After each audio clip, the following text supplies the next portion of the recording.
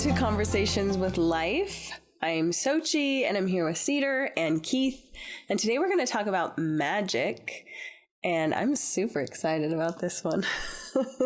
It's got me all full of fairy juice, I guess. And so we were just, as we were starting, telling Keith, we got to spell it with a K. And there's a difference between magic with a C and magic that ends with a CK. So, Cedar, what's the difference? Well, I mean, there's illusion, and that's a thing. Like the appearance of magic, wonder, something that creates wonder and interest, and is skillful, but not. There's not a direct effect, right? So in magic, what you're going for is actually trying to take your will and affect matter in some way that isn't obvious, or is. There's a line, right? Science and magic. A lot of science seems magical, right? But there's materialism, spiritual. Like, what's the difference, right? Yeah. Sufficiently advanced science feels like magic, and so the actual effect, to speak a word or do a ceremony or make an intention or in some way affect what is actually there in some direct sense. Right? That's the CK. That's the CK, as most people imagine it. Yeah. Yeah. So when I think of like a show magician, which, I feel like are fascinating and highly skilled performers, the purpose is to basically make you not see something that's happening. Misdirection. So that it appears, to be outside of the realms of, normal laws of nature or whatever. And, magic with a CK is actually, I feel like, a relationship with life that gives you connection to the unseen. And, an example would be what we talked about in the last episode with the priestess energy, and Keith saying, sometimes Soch would come in and say, this is what we're talking about. And it would just happen to be exactly what was going on in your life. Right. And to me, that would be magic with the CK. This is us being tuned into life in such a way that we are getting communication from a broader field, from maybe non-ordinary reality. And also being able to use non-ordinary reality or the subconscious or mythology to affect matter and transform, people's lives or people's experience. Yeah. And, one of the funny things that I've thought is that everybody believes in magic.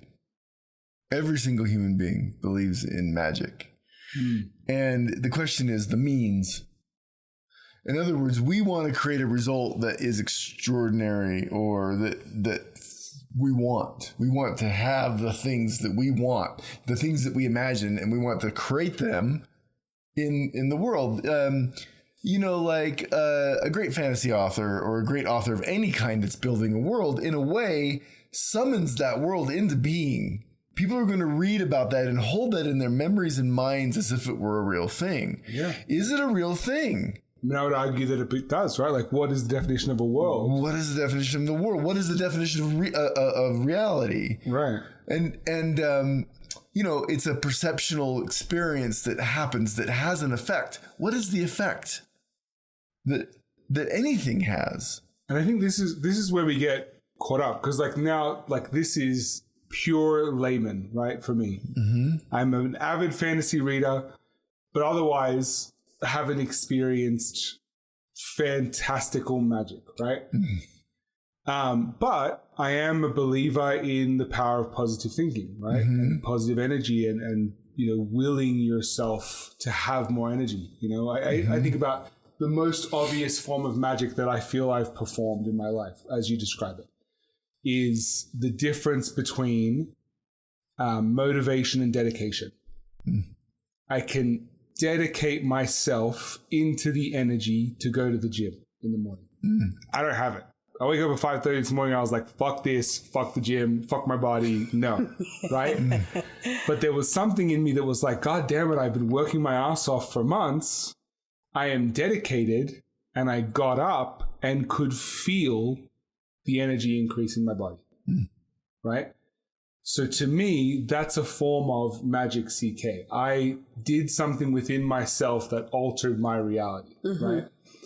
So I think sometimes people hear this, and even when I hear it, you know, and you talk about like being able to affect reality with, you know, magic, you know, I think immediate skeptic comes in and I'm like, come on, you know, you're not going to make someone levitate, right? Or whatever. But there are all these stories and all these experiences from all over the world of like Buddhist monks and, you know, powerful Wiccans and all this stuff where people do things that I don't perceive as real. And I can dial back the definition that you just gave me to a real experience I had this morning. Right? So when you say everyone believes in magic, I go, come on, not everyone. But then I can realize I can, with the definition you've given me, I can find magic in my life. Yeah. And, you know, there's this funny line is like, what is the change we want to make? Yeah. What do we want? Well, we want to be happy. We want to be satisfied, fulfilled, right? And whether that involves doing some wacky incantations and slaughtering a goat and whatever, and then that does some crazy thing that creates something that, you know, gets me, I guess, what I want, right? Like really what the work is of what I think of as real magic is human progress, human containment. It's all the same thing. Every spiritual tradition is a magic tradition.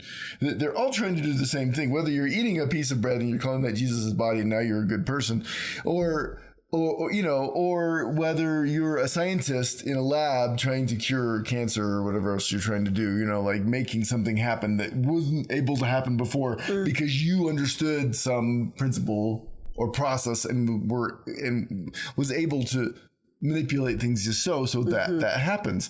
The problem with magic is that power corrupts. Absolute power corrupts. Absolutely. If I was able to make things happen according to my will, I'd have a lot of stupid shit by now. I'd have done a lot of stupid shit, and the real magic is not that. And I do think it happens. I think we have a lot of immature magicians creating that. And you know, there's a couple other definitions of magic also. Anyway, comments, questions, you know, from there, though. I think there's an element, you know, human beings have this innate survival instinct. And so the question that comes up for me when you talk about that is like, there is some part of you that realizes how disastrous it would be for you to be able to bend reality to your will. But fundamentally, we know there's some truth in that. Science tells us that when we observe something, even on an atomic scale, that observation affects its behavior. There's nothing being done. Yeah. Right? And not only its behavior, but all the other electrons in the universe that it somehow is paired with. Right. So we know there is connection. We know there is effect of perception. Like science has proven this thing. Yeah. And so I asked myself, like, how much of that is wise consciousness Steve being like, dude, you don't need to manifest that right now. Trust me. Like, yeah. Yeah. And you know, the funny thing about the whole quantum thing is that science eschewed mysticism and religious foolery, they called it, right? To plunge itself into this material world until they found at the core of it that they have no fucking clue. And that actually it works according to what the mystics have been telling us for years and years and years, that the world operates according to perception and will, and that things are forming themselves instantaneously around us according to our ability to perceive, that actually consciousness is the boss. And not the material. That the material follows and works with consciousness rather than the other way around. As we've said it before, we are experiences of consciousness. We aren't some physical robot generating consciousness, right? Like that's a whole fucking trippy trip, right? So, you know, it's funny, in times and places, magic has been really interesting. And the one I'm reading right now by Levy, and he thought it was a psychological process. And some people think it's you pray to the gods or whatever, you summon spirits and whatever, and they do the thing. And I say, I don't give a shit. I don't care if it's magical, if it's like actual, if there's actual effect out here, you know, in some kind of like wooey way, or if it's psychological, because what we know is that the psychological affects. Well, yeah, and you can't bypass the psychological process. Right. So even if there is a hierarchy of spiritual beings that you're connecting to, like, that's still a psychological process that you're mythologizing that through or whatever. So I think it's important to like bring psychology in and science in, you know, a lot of science is looking at what previously would be considered the unseen. Right. Yeah. And, you know, who's more of a magician? The shamans in the Amazon who talked to the plants and learned how to make medicine, or the scientists in the lab that are breaking down plants and chemicals into certain forms and mixing them differently and seeing what effect they have. Yeah, and those are interesting questions. And also it's an interesting questions about what is will. Because will comes, we've done a thing on will, but will becomes really important here because, like you said, there's the will of the soul. And then there's this fucker who thinks he knows something and whatever, you know. Right. So that's an interesting thing to me. And the greater will is intelligent. You know, the soul, the collective, the unconscious, whatever that field of energy is that we are all connected to together. And I've had enough experiences where synchronicities happen. Things come up. Connections happen. You know, I've seen instantaneous healings. I've seen so many different in the church and outside the church. I've seen, you know, crazy things that you would say defy the natural order of what we think should happen, right? Yeah. I've seen enough of those that I'm like, oh, you know, there's enough of that ordinariness that there's something else going on here that we don't understand. And to me, that's when people say magic. Yeah. But people still say, oh, that's magical thinking. I'm like, well, isn't that a good thing? Yeah. What's wrong with that? If you are connected to some beneficial process, then it's amazing. If you're trying to fool people or avoid, if you fooled yourself, your own process, or trying whatever, you're trying to bypass or whatever into some silliness, then you're going to like dress up in a costume and feel pretty cool about, but really you just playing, you know. I guess the question is, are you willing to work with humanity, with the greater good, or are you going to be an asshole? Is it going to be about you? Yeah. Is it going to be about you? So that leads me to a question, right? And this is the fantasy author in me and the fantasy reader in me, and it will always come out, right? So many times when these worlds are being created, when people are writing about magic, there's this element. There's always the light and the dark, the good and the evil, the right and the wrong, right? And it's interesting. Like sometimes an author will explain dark magic as like corrupted light, you know? I was reading this series recently, and there's white witches and dark witches or black witches, right? And the idea of a white witch is someone who gets their power from their own strength. They sacrifice their own strength to fuel their magic, right? And then a dark or a black witch is someone who takes from someone else, sacrifices others, and robs their strength to fuel their ability, right? And so there's always this like connotation of good and evil. Even as you're talking about it, I'm thinking like, can I use magic CK for the benefit of myself and the detriment of others?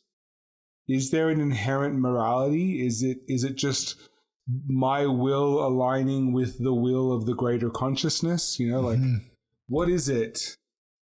You know, is there that polarity? Yeah, that's a fascinating question that I think all we can do is talk about it and ask questions about it, because I believe that there is a level of consciousness where there's no morality, where everything that's happening is absolutely perfect.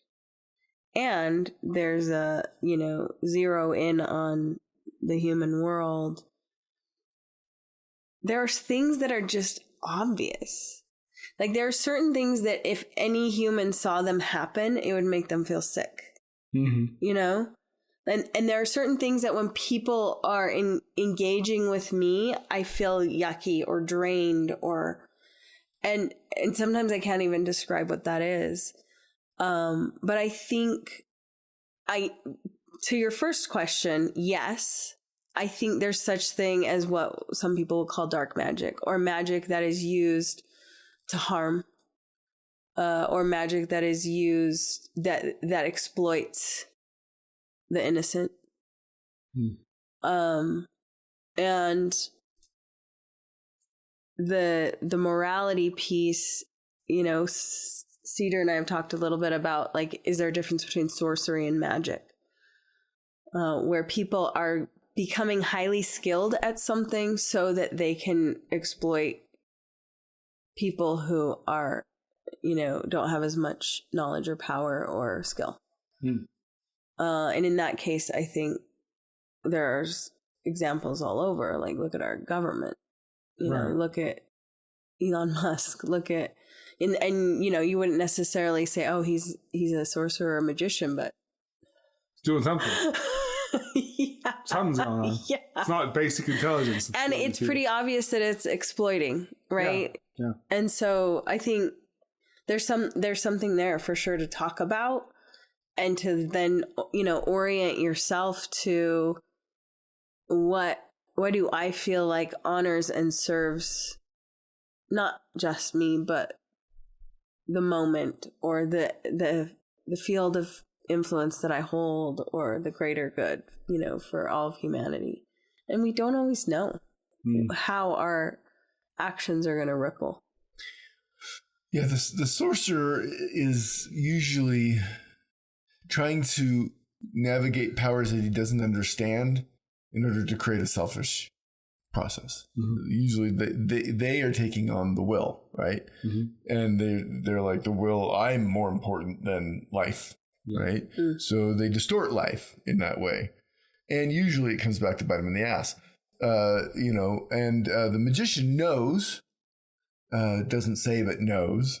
The thing about, a magician, when the magician won't spill the secrets of the magic easily, right?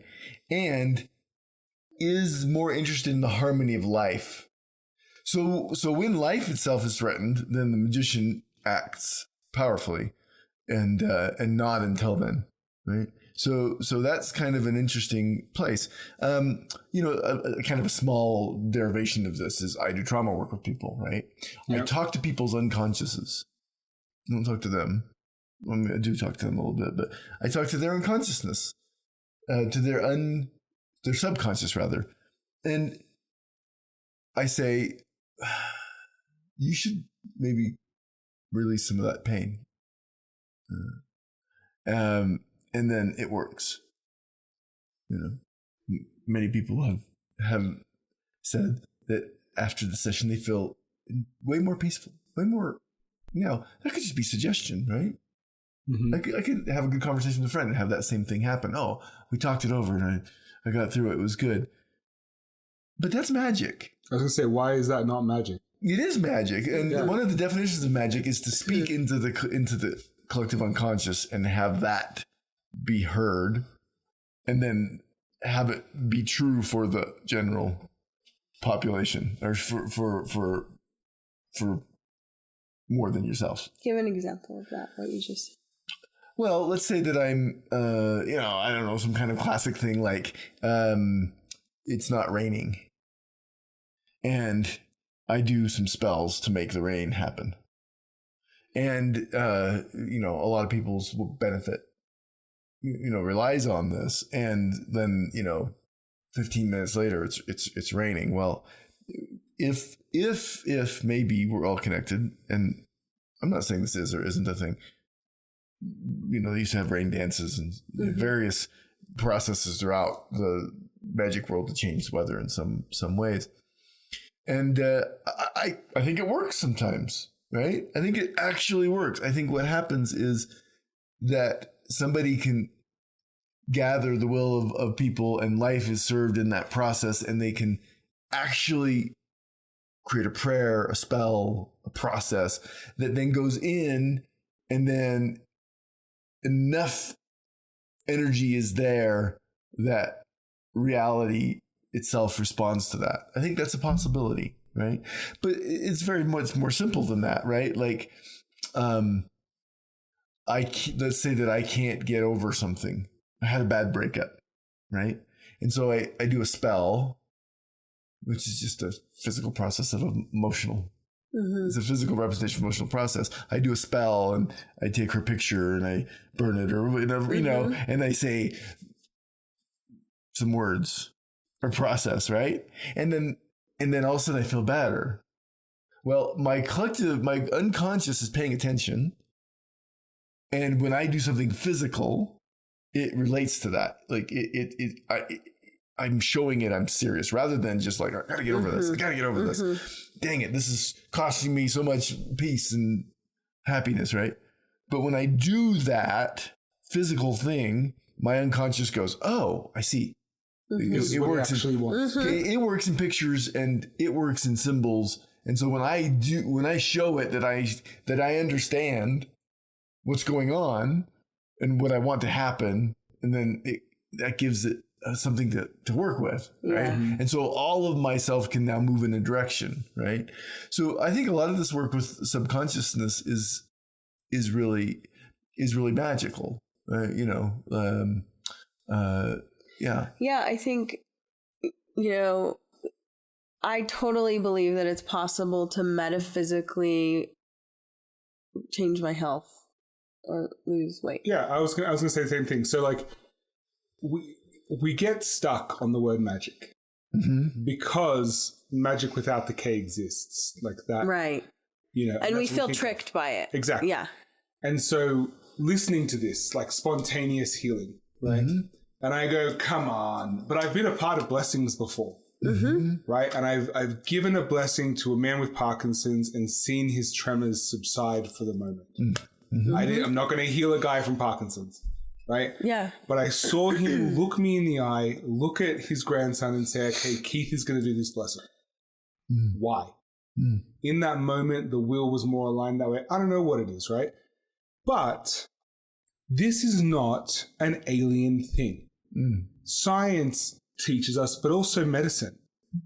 Laughter is the best medicine. That's magic. Mm-hmm. But everyone accepts that that's a real thing, right? Mm. And it works in the reverse. I can tell you right now that I have met some people who are really susceptible to the placebo effect. Mm-hmm. Right? Susceptible. In every way. You mean I think it's an ability. That's a power. Yeah. If you can take a sugar pill and cure your fucking cancer, good job, bro. Like Jesus Christ, can I get that, right? Uh-huh. Yeah. But there is mind over matter. That's a real thing. There are people who throw their hand physically and violently through cinder blocks and walk away unscathed. Yeah. So we know this is real. We know that your mental and emotional state is directly related to your physical state. Mm-hmm. Recently, there's been a study in psychology that has been linking gut health to mental health. Mm-hmm. And not in the way that it's assumed, which is if you're depressed, you get a tummy ache. But actually in the reverse, which is saying that if your stomach is upset, you are less able to process the nutrients you need to produce the endorphins and serotonin and dopamine, and so are likely to get depressed. And so the cure for your depression isn't, therapy, but instead is fiber pills or probiotics, right? That's wild that the body and the brain are connected in such an intrinsic way that actually where we thought for ages that those chemicals were produced in the brain, we're actually learning those chemicals are produced in the gut. Right. Right? So if that's true and the reverse is true, our perception controls our body's reactions, like the idea of hypochondria and psychosomatic seizures and all of these things. If you've seen someone go through a seizure that is psychosomatic, genuine, not I'm a narcissistic full of shit bitch who wants to make her daughter upset. Personal experience. Right? But an actual psychosomatic seizure, they're indistinguishable from a genuine seizure because the body is genuinely seizing, So, yes, we are calling it, for the purposes of this episode, we are calling it magic. But out there, if you're listening and you want to call it prayer or miracle or medicine or science or psychology or fucking mindfulness or meditation, whatever it is, that's what we're talking about right now. Yeah. And my biggest thing is I am a skeptic to this stuff. I, Keith, do not have the mental faculty right now in this moment. Not ever, but yet, right? To manifest everything I want in my life. Maybe that's me protecting myself because some of the shit I've manifested is not helpful, right? But I do genuinely believe that there is a reality to this system that we're talking about, which is kind of a cool and I experience. love that you brought in the placebo thing because I was just feeling something similar. I feel like any spell or ritual or whatever is harnessing the placebo effect. It's just doing something to convince whatever part of us needs to know we're serious about something, that we're serious about it. So if we can, tap into that place metaphysically, I totally believe that people, for instance, myself, I wasn't doing anything to lose weight when I lost all that weight. I was just enjoying my life not for the first time. I loved being a mom, but I was paying attention to myself for the first time. Yeah. But yeah, I think that there is a part of us that needs us to show up to a certain degree. And so for some of us, that means we're going to have to exercise a certain amount, at least to start out, to see the effect. Yeah. Even though we could get that effect from something else. And I remember Alan Watts talking about the whole game with the Zen Buddhism and the monks and teachers was basically giving their students these koans until they decided they didn't need it anymore. And then they would become enlightened. And it's a completely individual thing. So you can't give somebody the recipe for enlightenment because every individual person is going to have these almost obstacle course things that they set out for themselves that they have to encounter. Yeah. And so I think it's funny to think about any ritual is kind of a placebo. Yeah, I mean, or at least a catalyst, right? Yeah. And that's what a placebo can be. Placebo effect to me is the hope effect. Right? I hope that I'm on the right pill. I hope that this spell gets me over something. And that hope can sometimes be enough. And the lack of hope, we already know, has the opposite effect. We have literally dying of a broken heart is an actual thing. You can get sad enough that your mind, your subconscious, your unconscious convinces your body to just stop functioning. Your spouse, your wife die. We see this in the elderly. The partner dies and the life of the surviving spouse plummets and they're gone. Or even quicker than that, right? Your body can end your life. Your mind can end your life. Yeah. Wild. Yeah, it is wild. So I'm gonna challenge this conversation a little bit. What I do believe that there are people and there are situations in which people can actually, above psychology and more than what we would consider natural, affect things around them. There are gurus, sages, saints, and magicians who build this capacity. There are whole systems of magic that have been taught and learned and obfuscated on purpose because they work. And to access those things, you have to be initiated. And what always the initiation is a purification process that makes sure that you're not going to be an asshole with this energy. Nothing is supernatural. But like I said, the quantum world is supernatural.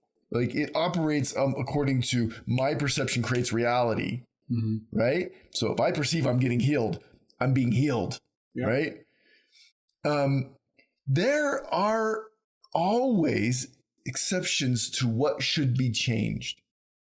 And like you said, my soul knows better. So let's say that I gained the power to do whatever, right? But I was an initiate. So I learned not to use my power outside of the harmony of the whole, right? What would happen is it would appear like, oh, you can't do that. Well, if you could do magic, you would heal all the sick prove in the world, it. Yeah. But you just wouldn't.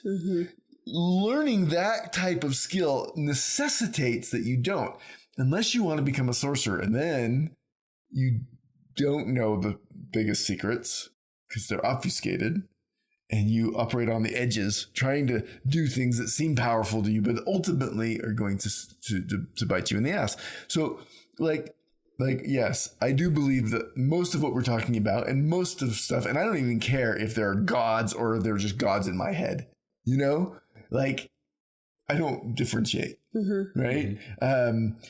Shiva is as much a sound as it is an energy, so like, these are just things that I think,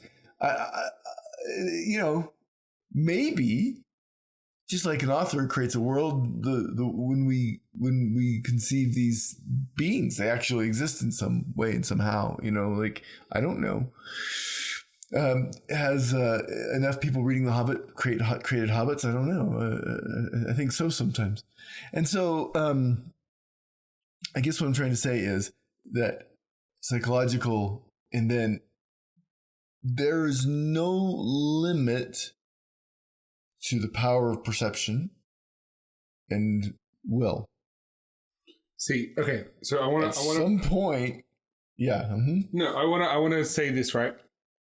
My point that I'm making is that right now I am flexible enough to touch the middle of my back, right?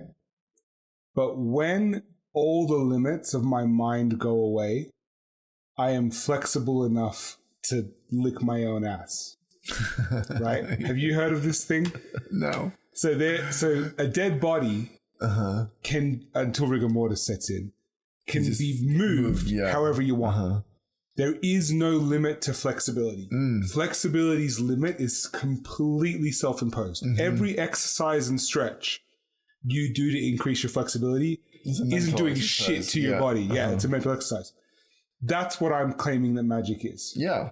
So my claim is to some degree, that's true. My claim is that magic may or may not exist. I have not experienced the top of the line. I'm not an initiate, to use your words, right?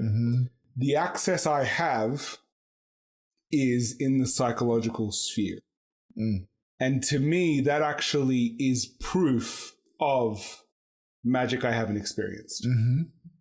Because just like I can understand flexibility goes beyond my mind's capacity, I understand that there is a limit to my ability to wield magic with a K. And that I don't know how to unlock that, but I know that there is more because I have some.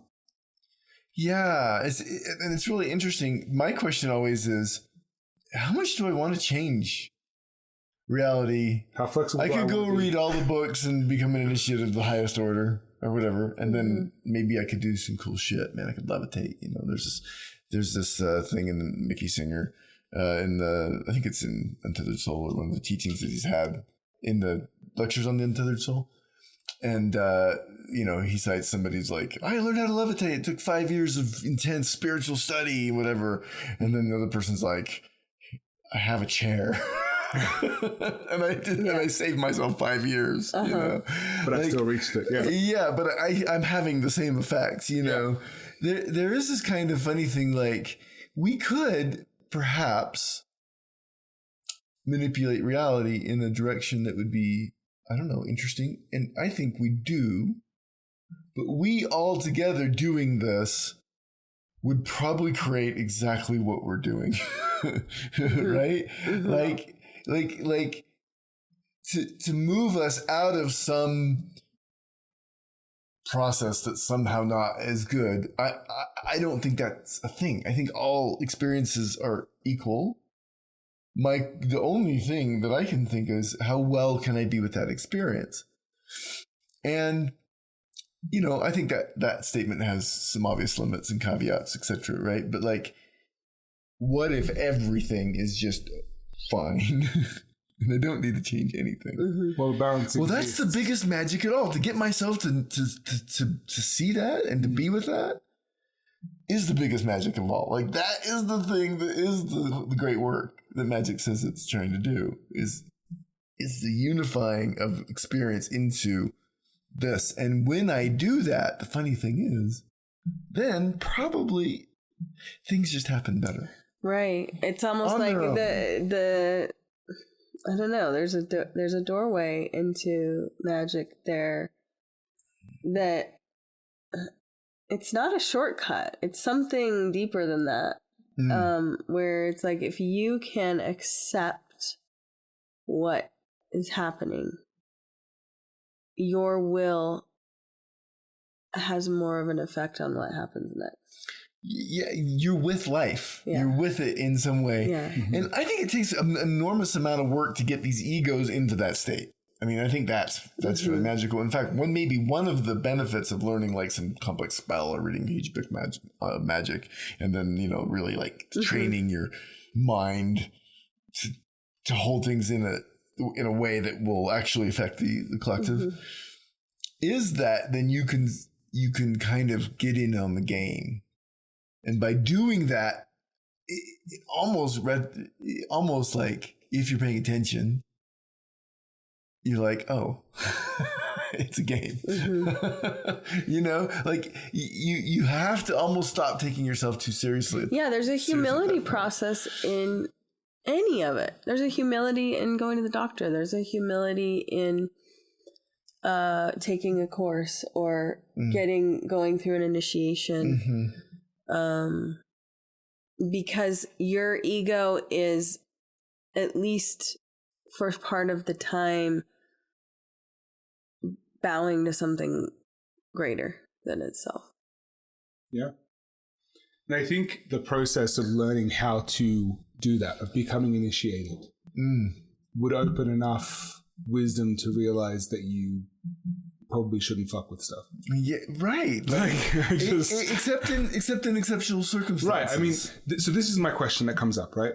Because we have throughout history, throughout storytelling, throughout whatever you want to call it, a myriad of examples of magicians, right? Whether you want to go with Christ or, you know, Buddha or like fucking pick somebody. Merlin. Yeah, right. But like whether they are considered real or fiction, but we actually like there is so many, all of the saints. To become a saint, is it like it's 3 verified miracles is my understanding, that you have to have 3 verified you did magic, right?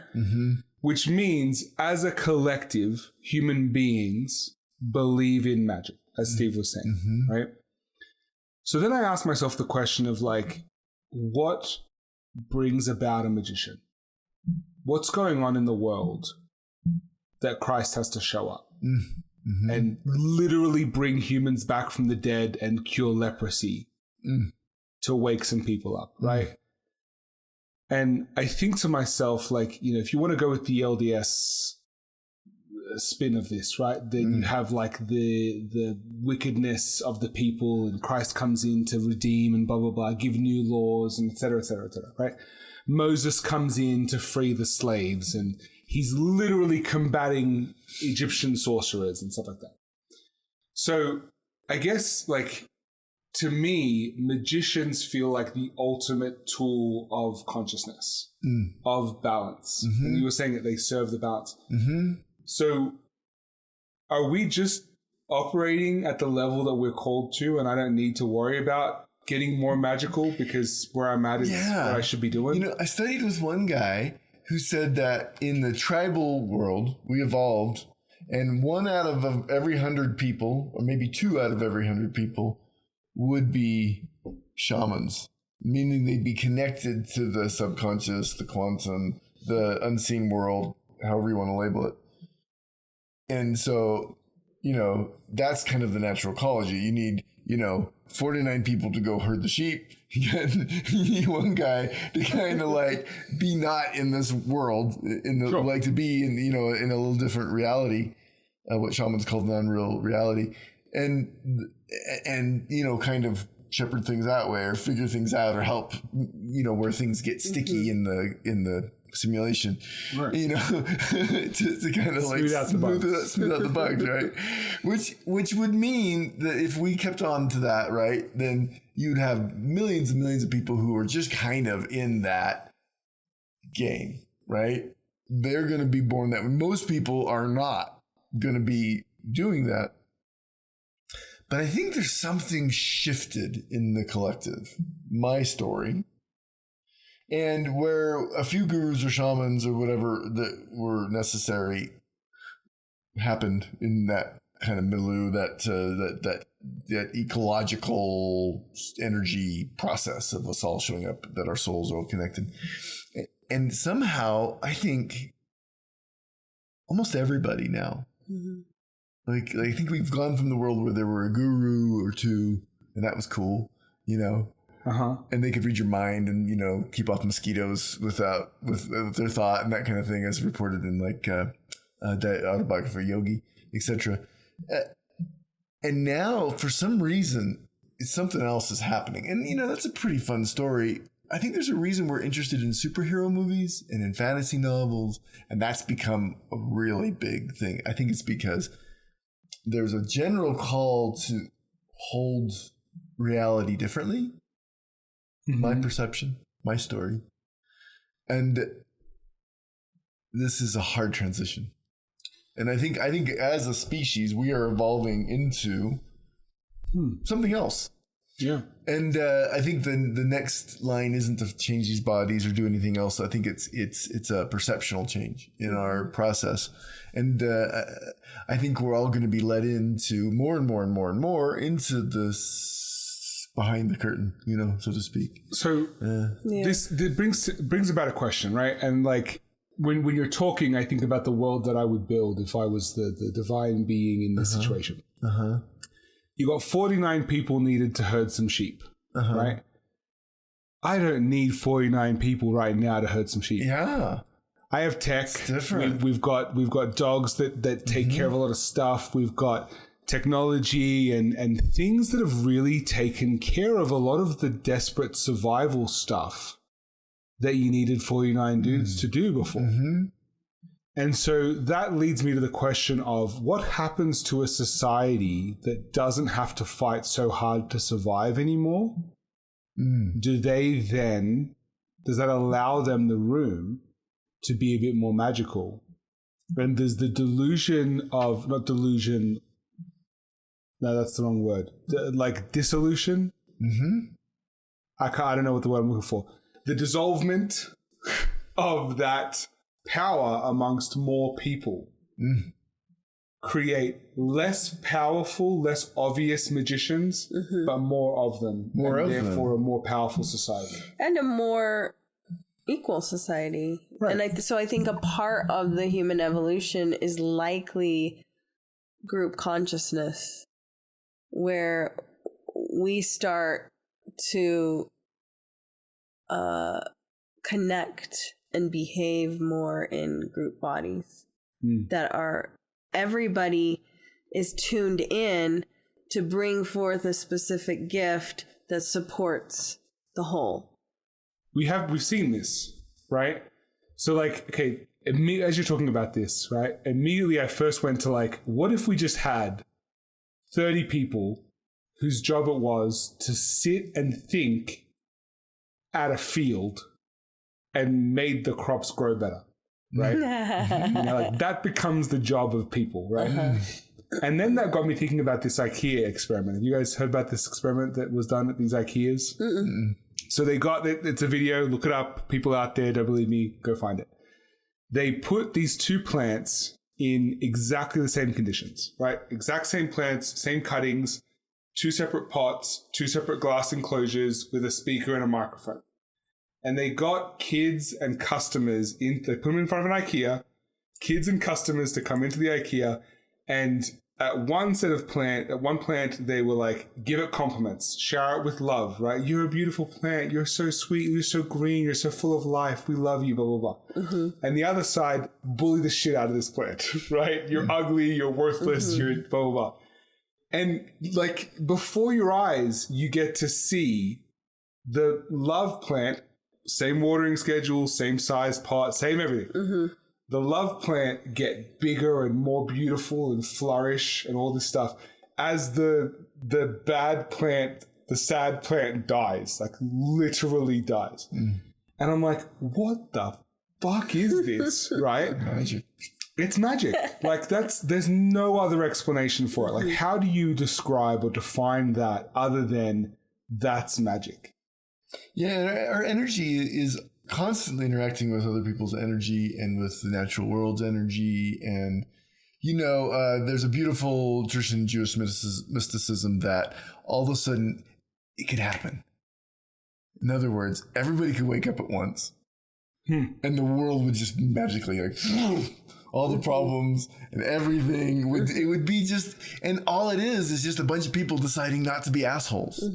Right? And they're like, oh, love really is all we need. Yeah, or some kind of thing, right? And then all of a sudden it just like, whoosh. I can't remember what that's called, but it's a lovely idea. If we just all decided that things were going to be good, it might work. Yeah, and I think what that is a leap out of fear. Yeah. And I was driving down, picking up somebody from school the other day, and I was just like watching another neighborhood go in of houses built out of completely toxic materials that make us sick. And it was just like this moment of like, we are still doing this. And I think of my kids' school and like what has actually changed from the time that I've been a parent, which is a long time. It's the same as when I was a little kid, even though we have all the evidence in the world to show us that kind of education doesn't work. Yeah. And like, I'm just like, at least not for human happiness. We are gonna, what if one of these days we all go, oh, we actually already know. And just say, okay, we're going to do it different. Yeah. And to hold that difference is hard. That's the pioneer spirit. Yeah. But you hold it for long enough and then people fall. That's the way the world shifts. And now the world can shift a little faster. And I think we need to study magic, sort of, right? Like, again, part of it is just accepting what is and then letting things happen. But what if we, in our imaginations, decided that we could create something better? Would it work? Well, yeah. I mean, Dr. Bankston, energy healer guy that I read his books and studied with, etc. He did a scientific study. He went in the rats. He twirled happy thoughts in his head, put his hands on their cage, and they got better from breast cancer. He went into the placebo groups thing just to check on them. All he did was in there for like 5-10 minutes, didn't even touch them, whatever. Half of them got better. Because of these guys over here getting better. And they were just in his field. I don't know. Nobody, he can't explain it to this day, but he's done, lots more tests that have had those same results. In humans, it's a little different. It's harder to heal a human because we get in our own way. Yeah. The mice are like, oh, cool energy. I'm in it. And the humans are like, I don't know about this bullshit. Right. Yeah. And, what if we decided and, what if we created new worlds? The only argument for religion really is that if we all got on some same page and decided that things could be better, maybe it would be, Well, I think about how many times I've seen the meme go around of like, let's all buy some land and build tiny houses on it and live. Like, everybody wants that. Yeah. Everybody wants. There's something in all of us that's like coming through that's like, there's something better than these like toxic square homes that keep us completely isolated from nature and our neighbors, and like we know it. And so I think it's just a matter of like believing in that vision, holding that vision, and each one of us is evidence. Like, think of your life 5 years ago, Keith. Like, you did it. Like, you created a new world for yourself. Except for my socks. Oh, those came with. I mean, you got to bring the good stuff with you. Maybe it was the socks first. Maybe that was the stomach issue that made you be able to. Maybe your socks freed you. You got to bring the good magic stuff that freed your soul. Yeah, you don't have to leave it all behind. No, you can take a pair with you every now and again. But yeah, I had this really great family. We were doing all the Mormon stuff and doing a great vibe there, and it was like, I know this can be better. And it is. Yeah, I think honestly that's the real barrier to all of this is fear, right? Yeah. Like I think about everything. The fear of failure, the fear of rejection, the fear of disruption, the fear of isolation is what impedes everything. I can't think of anything that is impeded by courage. That's impeded by belief, or beauty, or you create beautiful places and people heal better. And we keep kind of like you said, we keep not doing it, but we keep doing it and seeing it work. It drives me crazy. Like Denmark created an entire village.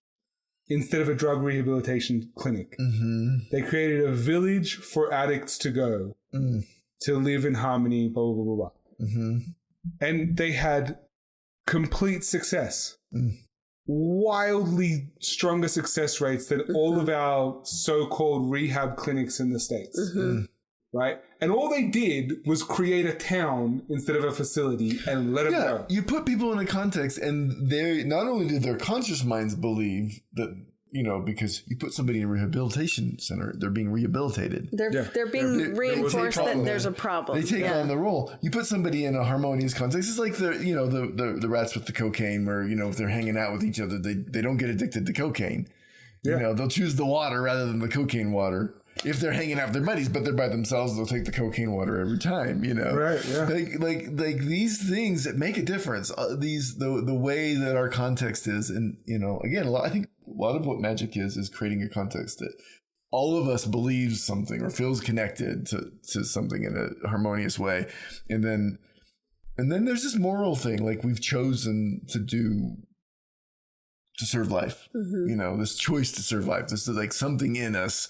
It was like, oh shit, I'm not as happy when I choose to do something that feels like it would be powerful, but ultimately hurts more people than it helps, right? I am more powerful when I choose life. Isn't that interesting? I just don't get to direct it as much. Yeah, I mean, you have to, even religions talk about this, the sacrificing will to the greater good thing. To me, is that aligning of will to the greater good or to the greater consciousness is when these things work. Yeah, religion takes it out of them and puts it up there, only up there, and then the priest becomes the mediator, and so they become the holders of the power. When really the whole Christ metaphor is just all personal. Christ is a description of an energy process more than anything, although there are beings that fit that image, right?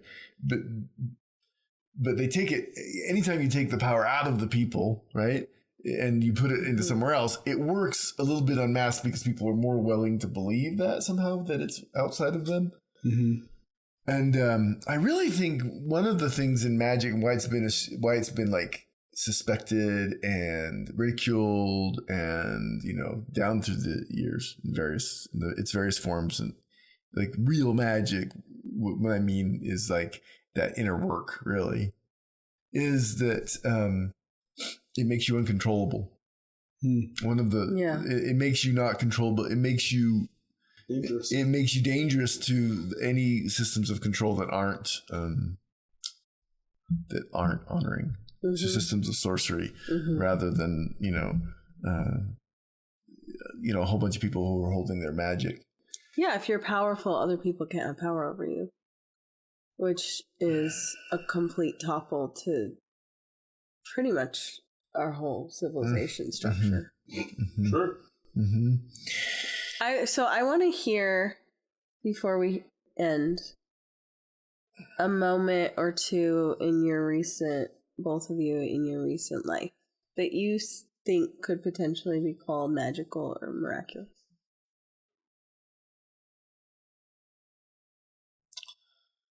Well, I hit synchronicity all the time. I know, but I want to hear one. Oh, yeah. Well, there was the other day, I'm listening to this book. It's really great. Music Lessons. Really good. It's a very magical book about music. And then I'm listening to this other book on magic. And I was just feeling pretty good and vibey and whatever. I don't know. In love with life. And I walk out of the thing and I hand the lady my card. She goes, "Thank you. Have a good day." Like, people don't do that to me. I'm scary or something. I don't know. I have a big energy field. I don't know what it is. I put all sorts of story on it. Maybe I'm just unpleasant myself. I don't know. But then I'm walking out of the door and another guy comes and he's got his earphones on. He looks up at me and goes, "Hey, you have a good day." I'm like, what is going on? First of all, it's the same damn phrase, right? Yeah. But that wasn't good enough. One more time, right? Putting air in my tire, have a brief interaction with this human. And they're like, "You have a good day." I'm like, "Okay, universe, I get it. You want me to have a good day. You too." Yeah. I don't know why that happened, but it was just funny, synchronicities are the breadcrumbs of a magical process. Like they lead us into our subconscious. They make us realize the connection that everybody's in. So that made me kind of think about this topic today, right? One of the things is just like, that was weird. That shouldn't have happened. The law of average is that 3 people in a row within like a half-hour span are going to say, "Have a good day," when nobody says that to me, except for maybe like store clerks or whatever. These are just random people. This is people whose their job to wish me a good day so that I buy stuff. This is just random humans, right? That happens is hilarious and definitely, in a way, magical. Like my vibe, feeling good, in love with life, drew those experiences, So, yeah. What about you? So, I mean, like I said earlier, that whole thing of like dedication versus motivation, right? I have been struggling this last couple of weeks, transitioning out of a job into something new, and feeling the most intense imposter syndrome I have felt since I started doing like tech, for example, right, which is totally outside my character. And I was having this conversation with my wife, and it was like the 12th conversation in a row that we were having about whether or not I should accept this job at this new school, right? And a big part of it was me being like, I'm not ready. I don't know if I'm ready. I don't know if I can do this. I don't know if I want to do this. I don't know if it's the right thing to do, blah, blah, blah. And I don't know if she magicked me into belief, but there was a moment where I felt myself shift. And she was questioning what I would do differently. Why do you even want to be an admin? Why do you even want to do that? They're all shit. They're all stupid. They don't listen to their teachers. They're not bettering anything. What on earth makes you think you could do it any better? Right? And I don't know, maybe that's more sorcery than anything else, but I know the intention, right? It's definitely witchcraft, right? I know the intention, and I found myself in the midst of this conversation, and uncontrolled and undecided from me, my answers to her went from, well, I would do this, or I think I'd do that, or this is what I would do if I was doing that, to I'm going to do this, I'm going to do that. This is how I'm going to be. This is how I'm going to do this thing. And not just my perception shifted, like the world shifted in that moment to from weeks of not wanting to tell my boss about this thing to the very next, I couldn't even wait 30 minutes. He walked in and I went, Ryan, we need to talk. Went in, this is what I'm doing. And all the fear and all the dread of him, ridiculing or getting angry or whatever, his response was, of course you have to do that. That's fantastic. You need to do this. And then Scott, the guy who's the director, who I thought was going to be super pissed, has been nothing but supportive. And like things opening up in this field to the point of my wife got to leave her job at a really shitty school because now we have this extra thing. And, people who were obstacles at work have moved out of the way and are embracing what we're doing and perpetuating the programs. And even like little things, like things just becoming easier. When you get on the path of the right thing and things just magic themselves into an open channel, you feel like you're going with the river instead of against it. That's where I've been. Amazing. It took my wife challenging my perception and challenging the imposter syndrome, the fear that was getting in the way of the magic that I already had. Right? And then now suddenly everyone is like, yeah, you were born to do that job. That's exactly what you need to do. No one that I have spoken to has said anything negative about me going into this job. I was the most negative thing. And yet 3 months ago, people were constantly complaining about the job I was doing.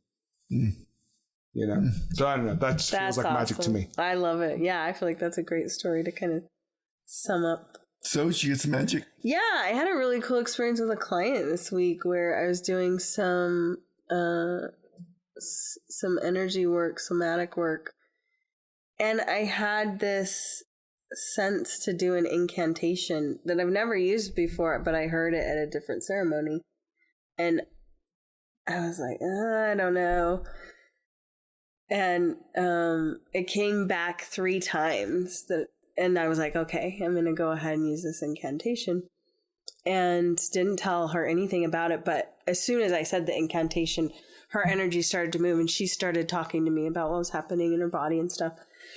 And then the next morning she was like meditating and she's like, hey, this image showed up in my meditation today.